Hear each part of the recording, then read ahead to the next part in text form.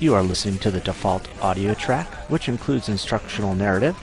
To turn off this audio track and listen to music, simply press the audio button on your DVD remote. Press it one more time to turn off the music and listen to just the sounds of the ride.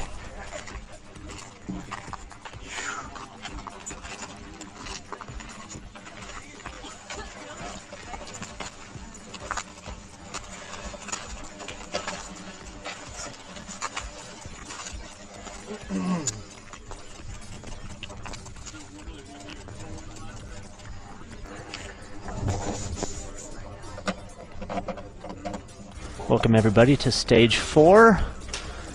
We're starting off on a hill. So let's add some resistance and get ready to climb up it at a fairly moderate pace. About a 6 out of 10 on the resistance. And I'm pedaling along with you.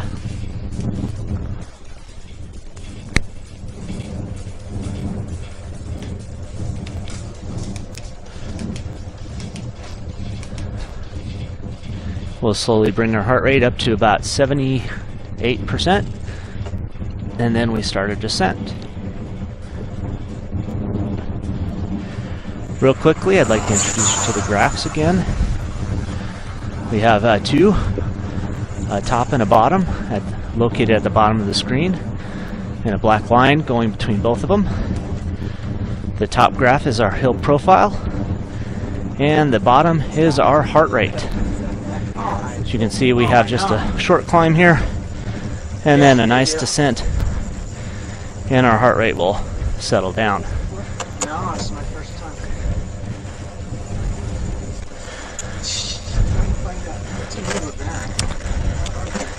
There's something about cycling that brings out the best in people.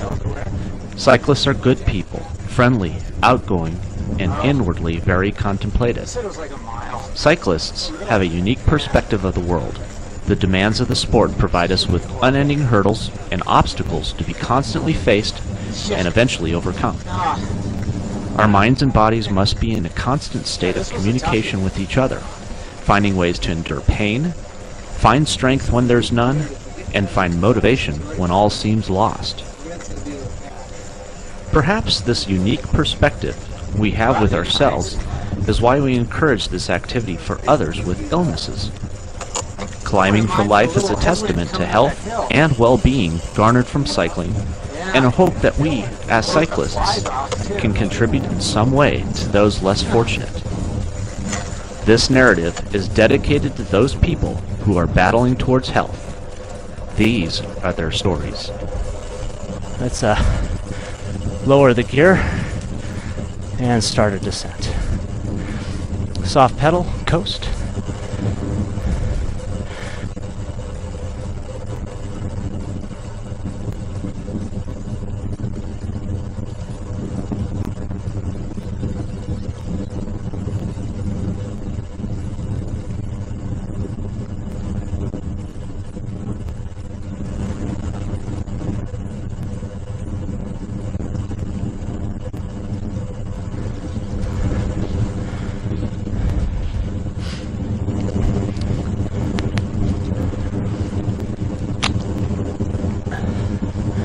Scott in Fairfield, Connecticut writes,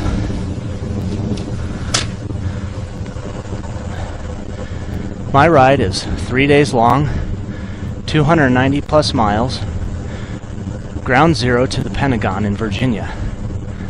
It starts out back in 2002 as a tribute to the people involved in 9/11.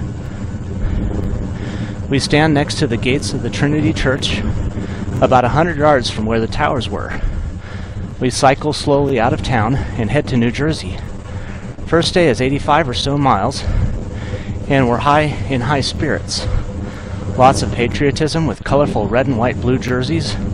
A few of us are towing full-sized American flags from poles attached to our bikes. Horns from cars, applause from people walking, all happy to see us on their streets. People are amazed at the over 1,500 riders cruising through their towns. Before we realize it, we're rolling into Tuckerton, New Jersey for our overnight camp. The next morning, way too early, we set out on wet roads. Our progress as we moved through the Pine Barrens in New Jersey seems slow, and we know that we have to speed up to make the ferry at Cape May, New Jersey by 1 o'clock or miss the finish of the ride. After we get off the ferry, the first half of our ride is done. 65 miles and just over 3 hours of riding. Now we settle in for the 90-minute ride across the peninsula to start the second half of our day.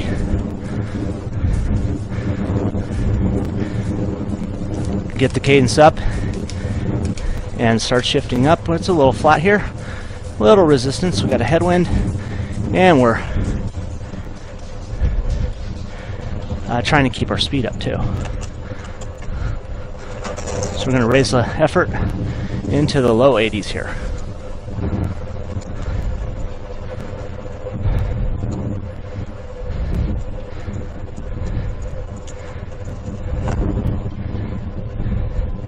Now we settle in for the 90-minute ride across the peninsula to start the second half of our day. Tyler Hamilton and Greg LeMond appear with their group and pass us by. Friendly greetings and nods, and Greg LeMond mentions the big flags we're pulling. We step it up and follow these great cyclists and their friends. Hand cyclists. My first time riding with them were amazing to watch. We see many tandems on the ride and notice the white flags indicating the National Federation for the Blind. There are over 40 sight challenge riders participating. We also notice the Israeli team riding with a team from Palestine. They've come from the Mideast, determined to ride as one team without borders. Bit of a hill here.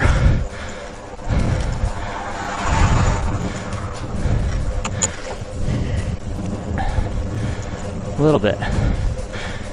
Keep climbing over it. A 72-year-old Polish gentleman with a single-speed coaster brake bike, weighing about 40 pounds, 2 cup holders on the handlebars to accommodate his missing forearms. One man is riding his fixed-gear track bike with one leg, the stump of his missing leg revolving with his efforts. And we can shift down. This is tricky.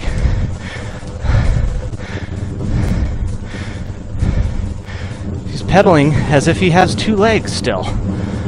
Another teammate from Israel is riding her hand cycle after losing the use of her legs in a bombing in Israel. At a rest stop, we see a prosthetic arm duct taped to the handlebars, a testament to adopting the bike with crude yet effective tools. We all ride on the same road.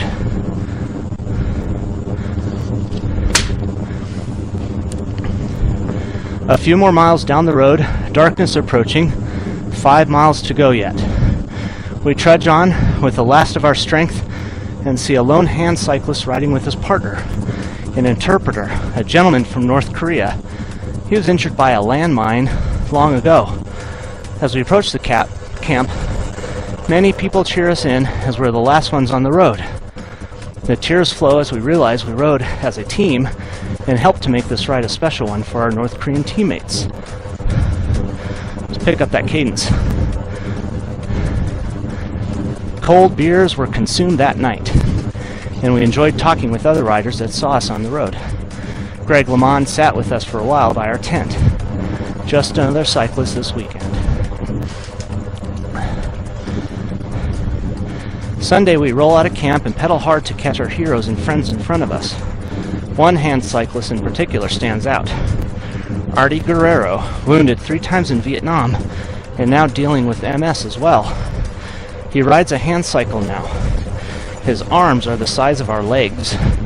He rolls tirelessly through the countryside at a steady 18 miles an hour.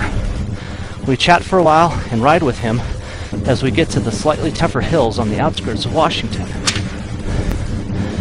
He continues to set the pace and push to the finish line.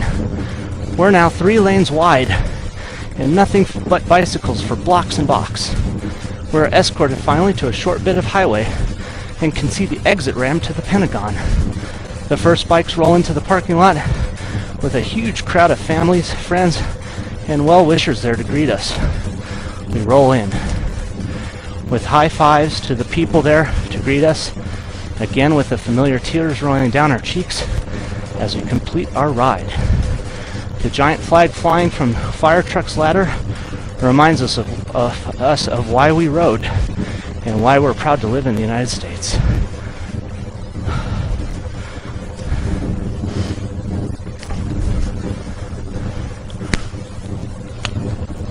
Just a nice, quick, easy, high cadence here.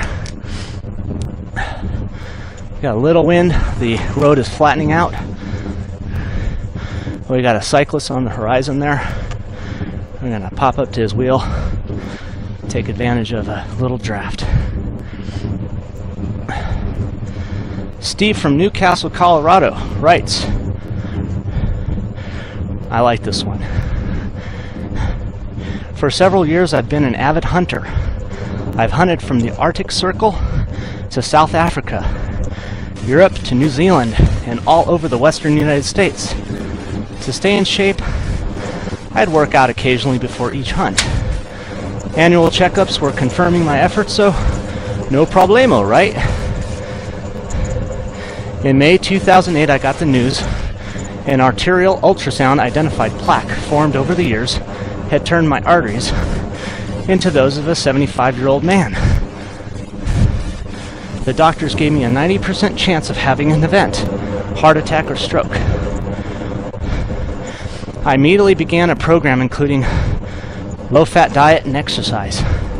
The spin bike was my weapon of choice for my war against coronary artery disease.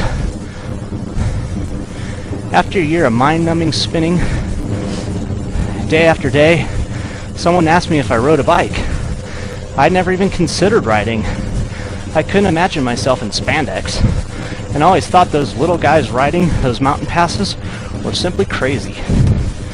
Now, after my first full year of riding, I have 4 or 5 road bikes.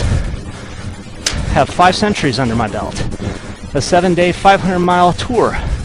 Copper Triangle. Even rode in a fundraising event which featured Lance as a spokesperson. With over 4,000 miles logged this year, I have many of my old friends thinking I'm crazy. I can't begin to tell you all the new friends I've made and the great strides improving my overall health. Well, that's my reason for cycling and my story. As for my excuse, I don't need one. I ride to stay alive. Can you think of a better reason?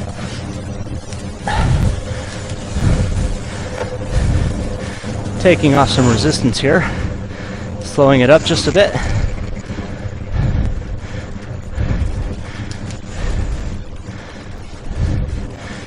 I think he knows we're back here. I'm gonna actually speed up.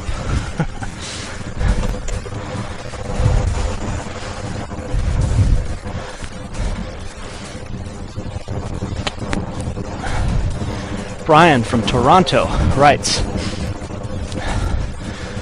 at 240 pounds and a recreational drug user and smoker, I needed to clean up for my kids.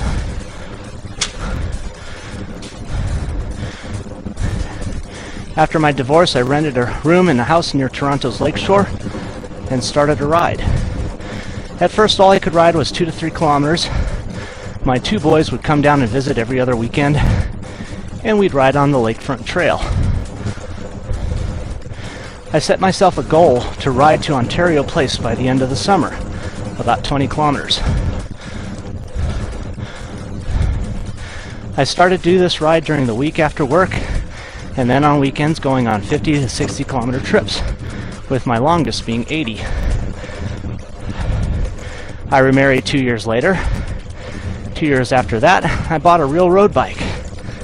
My son has Asperger's syndrome and ADHD, and he feels good when he rides, and he looks forward to it every other weekend, and so do I.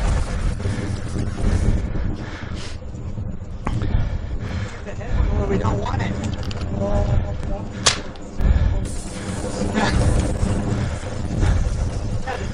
And we're gonna add some resistance here as we got the wind in our face. Slight hill climb. And raising our heart rate into the mid 80s.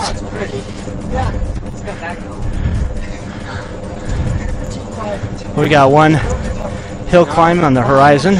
You can see it on the lower graph, or the upper graph of the two.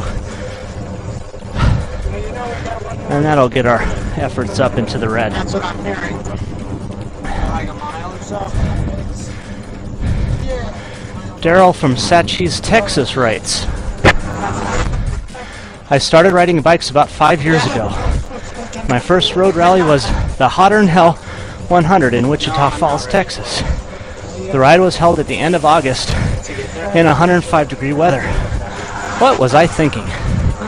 Not realizing the demands of a century ride, I thought I trained adequately. At this point, my training consisted of 2 to 3 afternoon rides per week, and one 20 to 30 mile ride on the weekends for a total mileage of about 75 to 80 miles per week. It's like you earned that, you know? The day of the ride, I bonked at about 60 miles and didn't make it through the Hell's Gate. Every joint and muscle in my body ached after this ride, and it took nearly 7 hours to finish 80 miles. Determined not to give up, I set my sights on next year. I increased my mileage on a weekly basis. I increased my workout. The biggest change came as a result of enrolling and completing a century ride training program offered through the local bike shop. I learned the value of interval zone training, coupled with lots of time in the saddle. In the last month, leading up to the big ride, I was doing interval training spin classes twice a week, longer rides each evening, and graduated a long ride each week, and logged 250 to 300 miles a week. The many hours invested in training paid off, and I finished the 100-mile ride in under 5.5 hours. What a sense of accomplishment. Yeah, nice little descent here.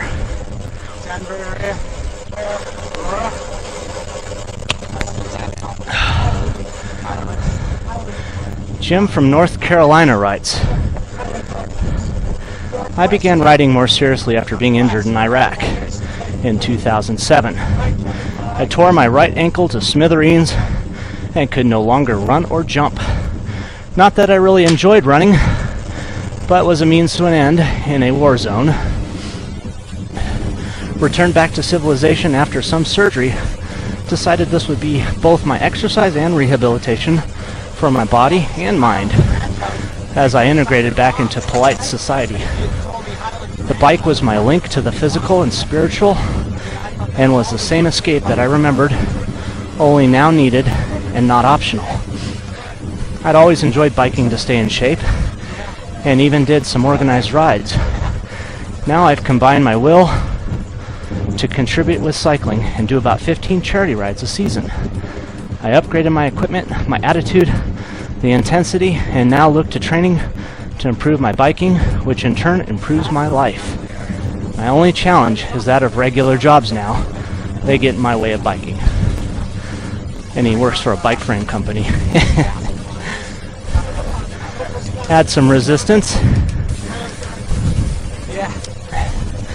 And bringing the heart rate back up.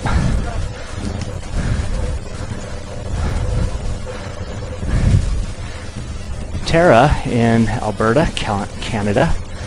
The city of Canmore writes, I have multiple sclerosis, and one of my worst symptoms is a lack of balance and massive radiating pain in my legs. As you can imagine, getting on a bike, especially a road bike, and riding alongside cars is out of the question, as I swerve, bob, and weave a lot. My cycling is done indoors on a trainer with a fixed back wheel so I can't fall over. While I live in the mountain mecca, or a mountain bike mecca, as my disease progressed, I found it more and more difficult to actually get out and hit the road. Instead, I rely on videos and a really big fan of the basement to get me on my wheels. MS might keep me off the highway, but it can't keep me off my bike. I'll never be the fastest. I'll never win a race. Hell, I probably won't even be in a race. But my bike, even in my basement, will always be a part of my life. Her message to everyone: if a gimpy MS patient can do the ride, what the hell is stopping you? Get on your bike and ride.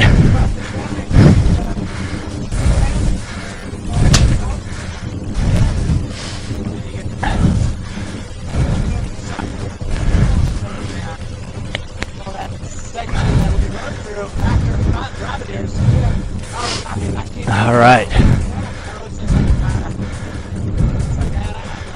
We're approaching the climb. You can see the ridge there right after the corner. We'll descend a little bit, and then boom, we'll get hit by the climb. So we're going to start warming up the legs here, get into a little better, bigger resistance,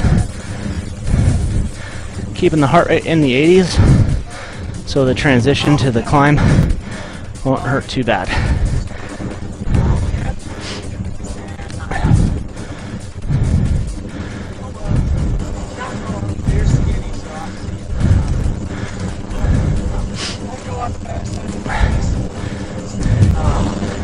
And here's our little descent, and you can see the hill. It's about a mile climb, a few hundred feet.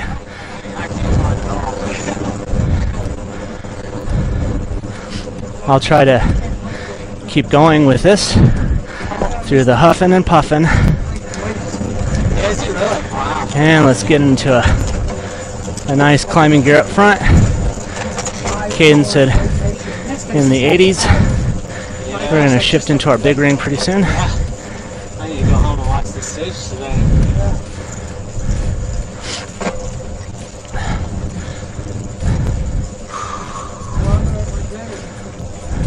Yeah, it's a good race.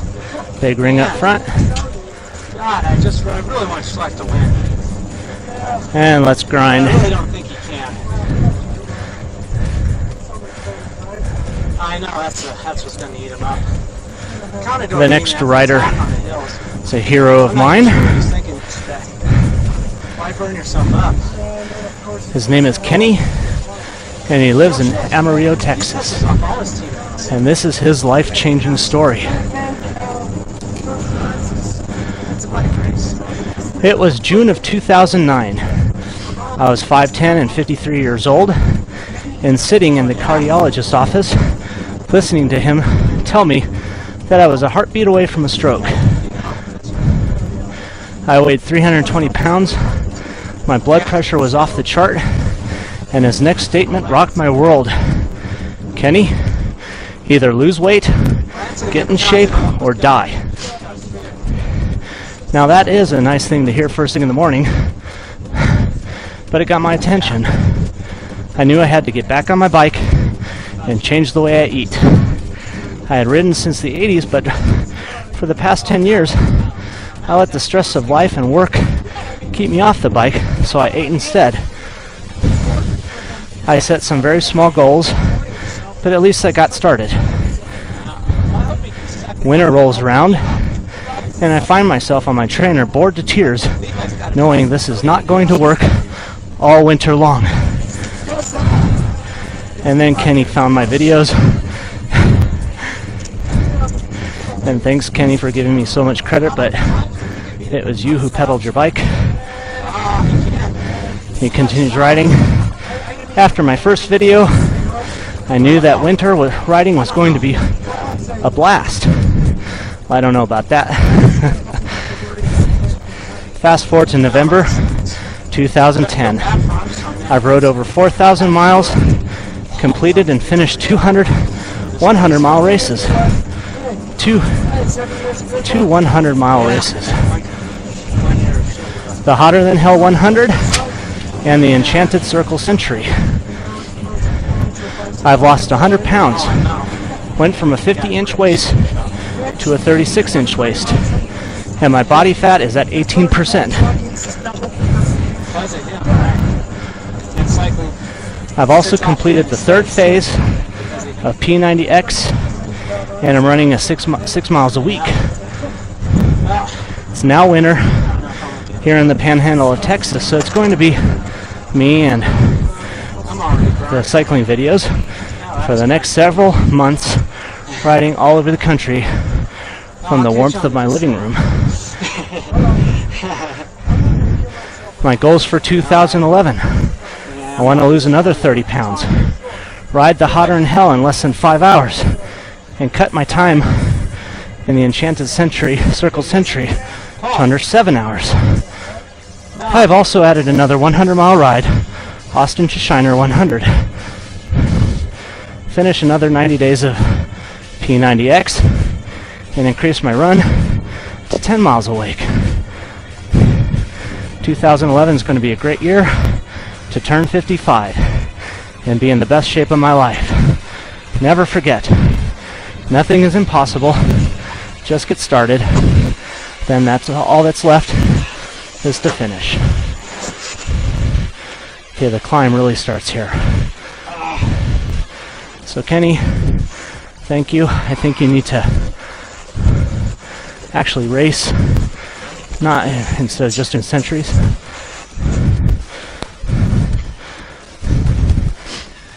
That's your next step.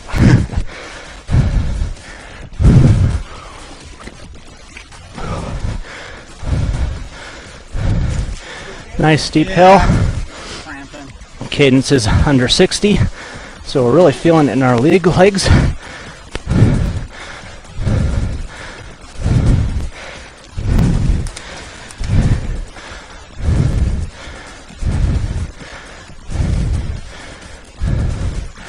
And I'll try and do this on the hill climb. Mac James, age 56. Palmersville, Tennessee. Writes, I started off weighing 235 pounds with high blood pressure and was told by my doctor I should consider taking off about 20 pounds. I bought a cheap mountain bike and rode 2 miles and was exhausted, but continued progressing and noticed the weight started coming off. So summertime arrived and I bought a cheap road bike and even more weight came off. By then I was hooked. I rode a few local 30 to 60 milers, then bought a soft ride TT7 and picked up the pace, and in the heat got down to 179 pounds, 56 pounds lost, and rode my first century. The doctor said no more blood pressure problems, and my cholesterol was someone who fastens. None.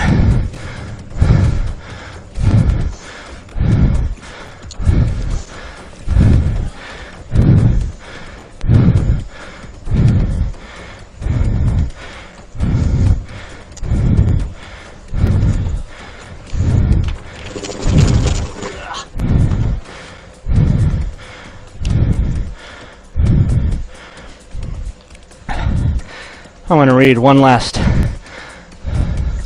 story on the climb here, since there's not a lot I can talk about otherwise. Just a long slow, steady grind. Trying not to cramp. Staying hydrated. Keeping the legs pushing.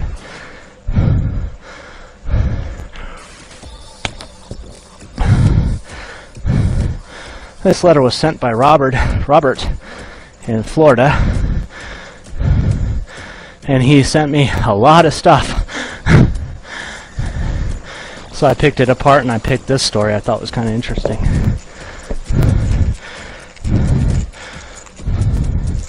I'm not a young man now, nor was I when I took up the activity of riding a bicycle. I should say that I'm speaking of the second coming of the activity. Obviously, I was young when I got my first bike about 62 years ago. I waddled into the bike shop, and some 20-something took a look at me and directed me to a comfort bike. More comfortable for people of advanced years. But I want one like Lance has, I said to the younger guy. No, those are for serious riders. Strong riders, you'll be very happy on this hybrid, as he called it. Well, he was the expert. I'll have one of those. I left proud as a peacock with my new bike, helmet, saddlebag, etc. Hit the trail within 2 days. Immediately began to feel pain where one does not want it. Others were passing me like I was not even moving. Actually, that was close to the truth. I was sitting there upright as a broomstick, rolling out at 7 miles an hour. Hey, that's how fast we're going. I felt exactly like Grandpa. I believe I even had oatmeal spelled on my front. I'll not confess to all the intervening details, but within a year, I was on a road bike. But it was not made of carbon like Lance's, so got me a carbon model. But it wasn't as light as Lance's, so it got me a really light bike. Drop bars and everything. Got some jersey with the pockets in the back. And an onboard computer to record my rides. Some riding shorts and something resembling axle grease to rub on certain areas. Chamois butter.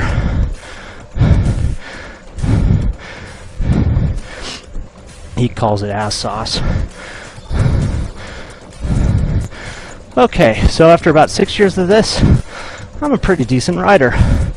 70 miles is a piece of cake. Not really. It's more like hell. But I speak of the good hell. The feeling of absolute exhilaration following a long, hard ride. And that's exhilarating.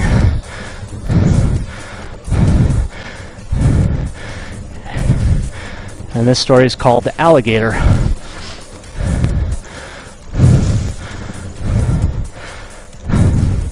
I was on the return leg of a 60-mile round trip, about 15 miles from the parking lot. That time was about 3 o'clock in the afternoon. Very hot Florida afternoon. This trail is so straight and flat, one can see almost a mile in either direction when it's clear. I was rolling at about 18 miles an hour when I saw a shadow across the 8-foot wide trail.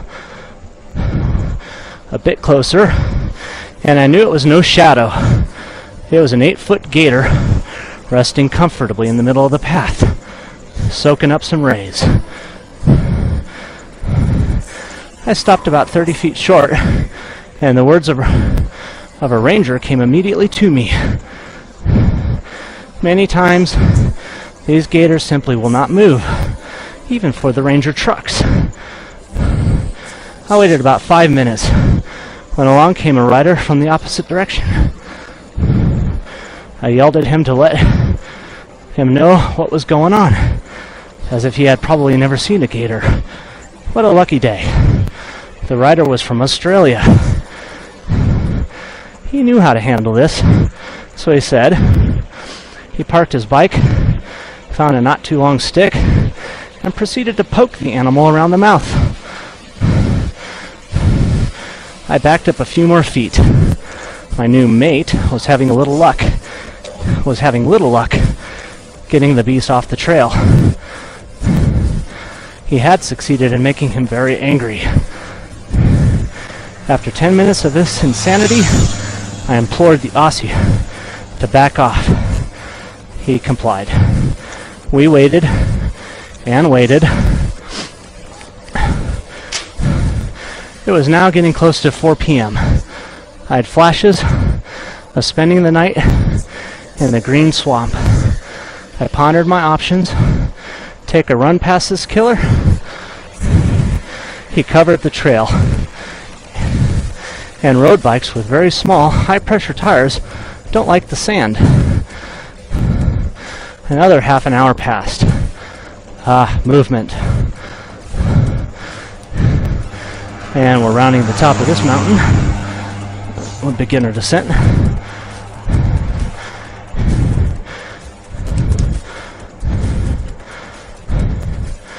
The roadblock actually moved forward, leaving me about 2 feet on his tail side. The Aussie seemed about ready to go on the attack again, God forbid. So I made my decision.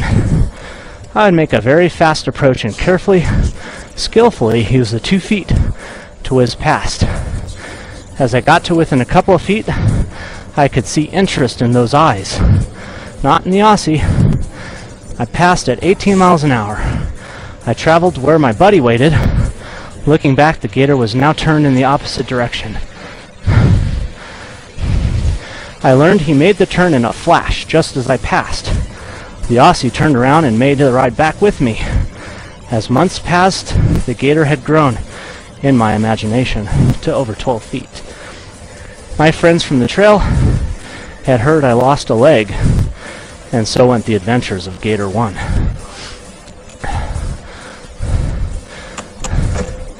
That'd be an interesting video.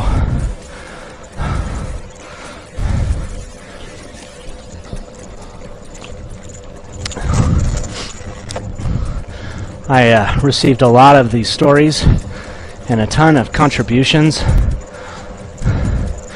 and I'd love to go through all of them,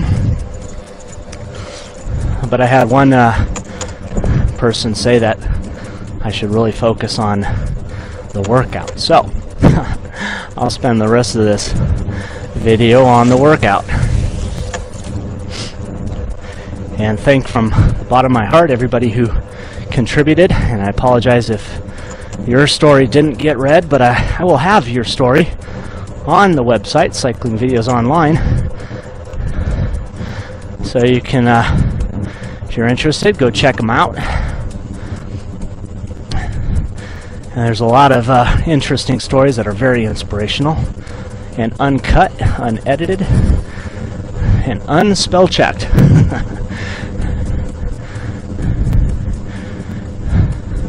Alright, let's pick up the cadence here.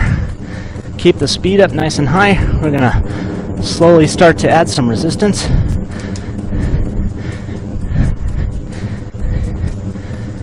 As the road flattens out here.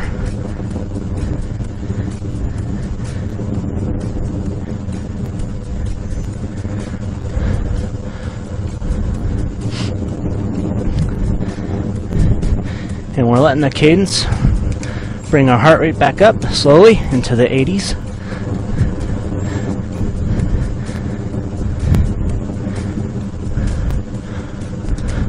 Adding a little more resistance, we're just slightly ahead of neutral.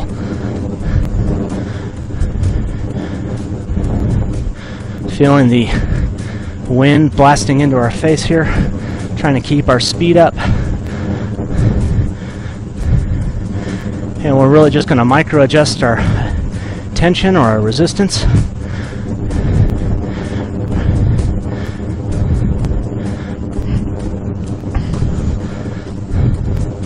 The 4 out of 5 is a fairly easy, just almost neutral gear.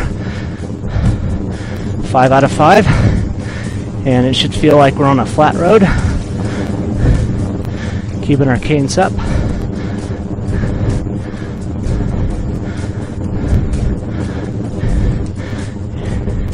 And a 3, 2 as we start a little descent here, keeping the cadence nice and high. Add a click, add some more resistance.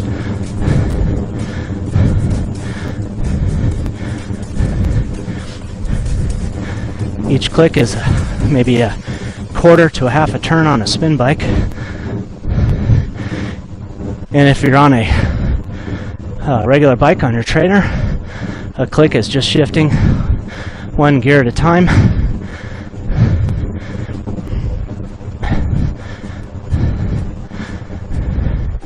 And down the hill. Take off all your resistance, 1 out of 10. Easy pedal or coast.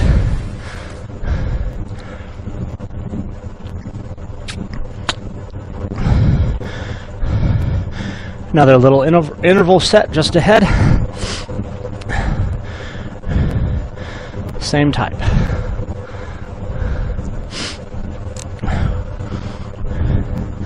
Start soft pedaling, and let's ramp it up, get that cadence nice and high, keeping our speed up.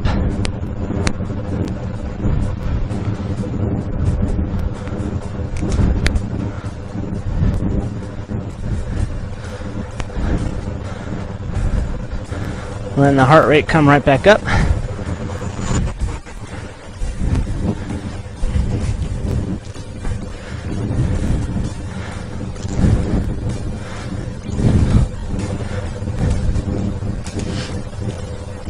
Add a little resistance.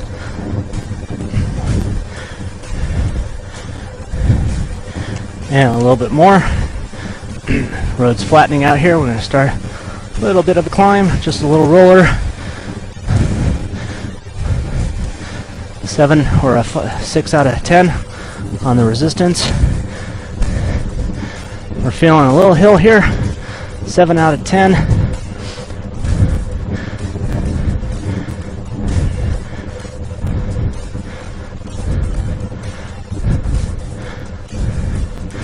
And rounding up over the top.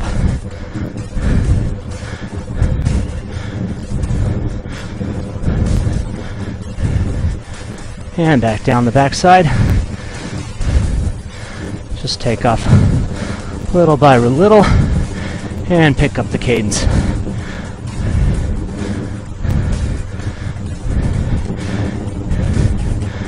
And coast.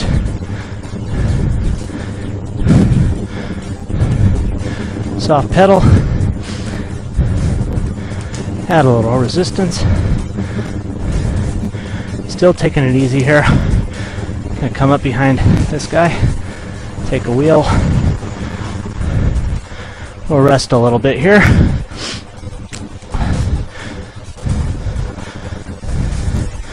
Let the heart rate come down into the low 70s.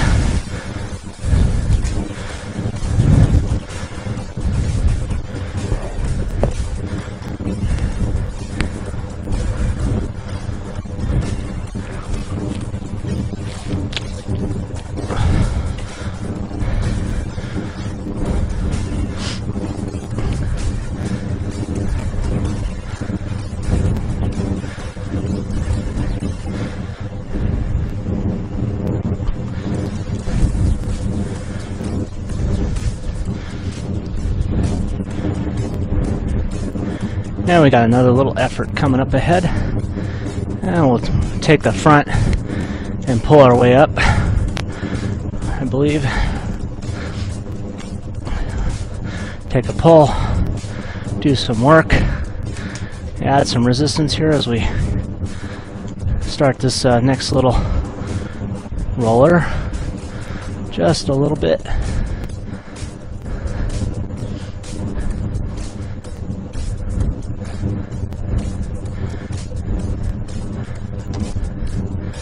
And here we go, we're up on the front. Let's add some positive resistance. 6 out of 10. Want to feel the hill just a little bit, just enough. You can keep the cadence high, get our heart rate back up, around 84%.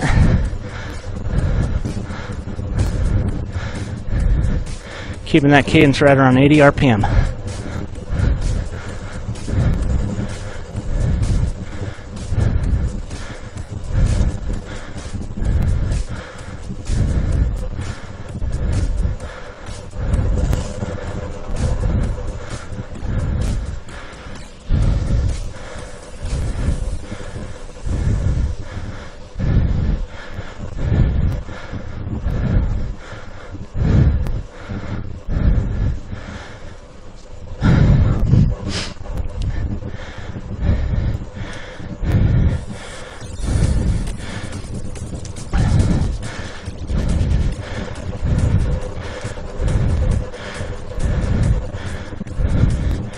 I really wanted to give some time to the purpose of the event. This was hosted was the Sunshine Kids Foundation, which is a foundation to help kids with cancer. Had some resistance here.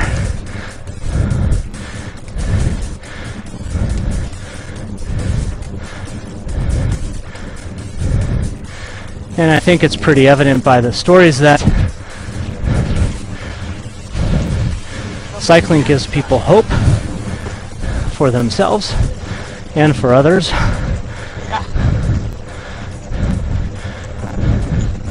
Positive pressure on the legs here. 7 out of 10.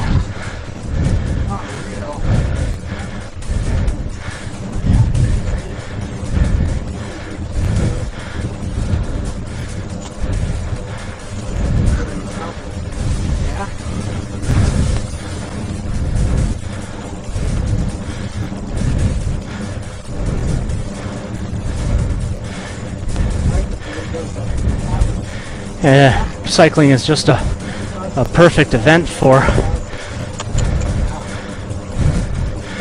encouraging others to heal, because many of us have used this event to heal ourselves. And we're down the backside here. Take off some resistance. Soft pedal or coast.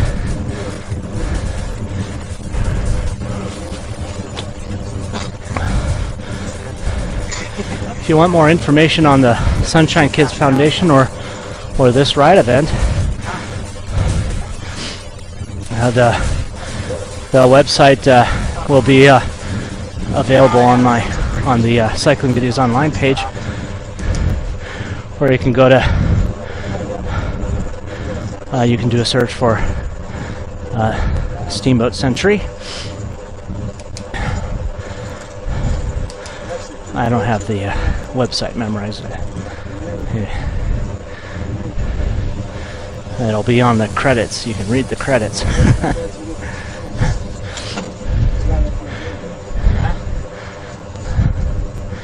Alright, we're in just neutral gear here. Flat road. Pulling into the wind.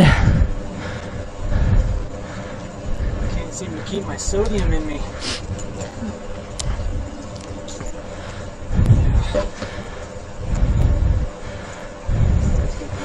And each time we get behind this guy, let's take off some resistance. About a full turn on the spin bike, or 2 to 3 clicks on your trainer. And as we ride in front, we'll add some resistance. Yeah, like right now.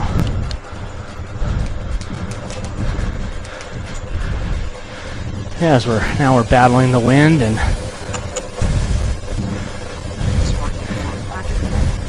trying to lift the speed here a little bit.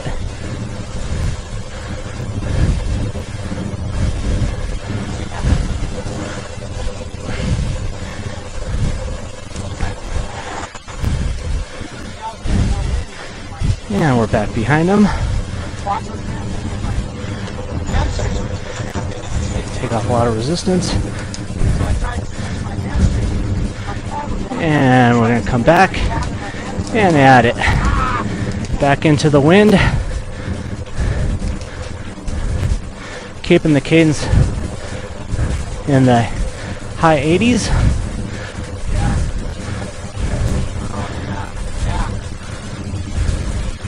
90s.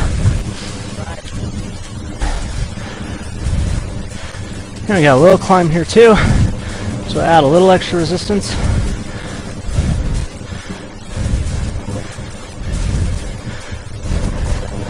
Keeping our height right. Solidly anaerobic.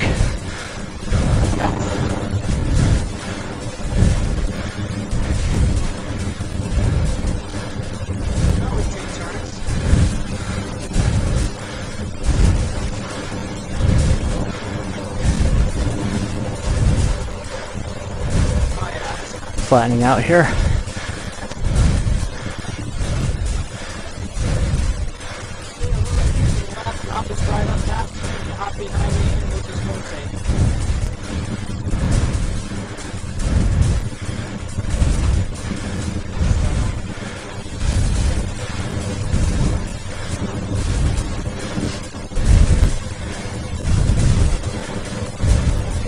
Let's keep the legs turning. And back into the wind, flat, slight incline. All right, look at those clouds.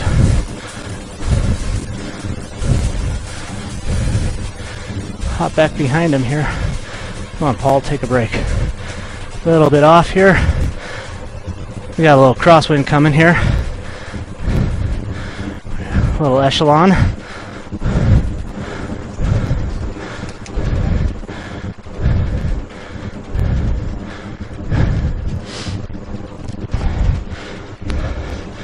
And back up front.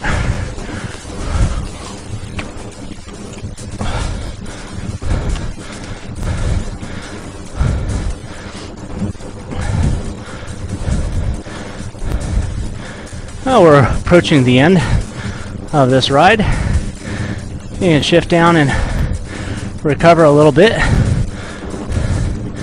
so you're not getting off the bike funny. And recover, soft pedal.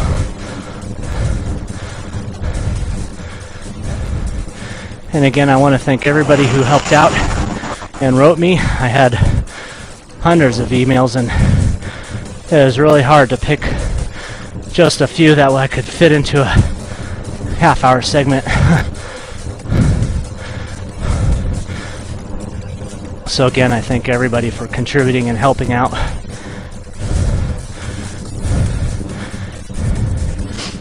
And everybody who bought the video is helping to contribute to cancer research. And for that, everybody thanks you. Alright, warm down here. Here's our rest stop. Thank you again. We'll see you on the next stage. Keep on keeping on. Bip bop out. Thank you.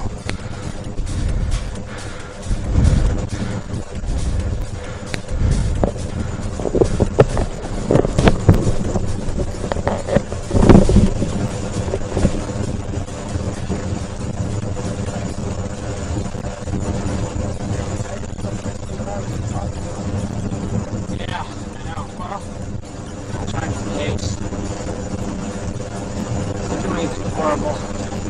Exactly. Oh, there it is.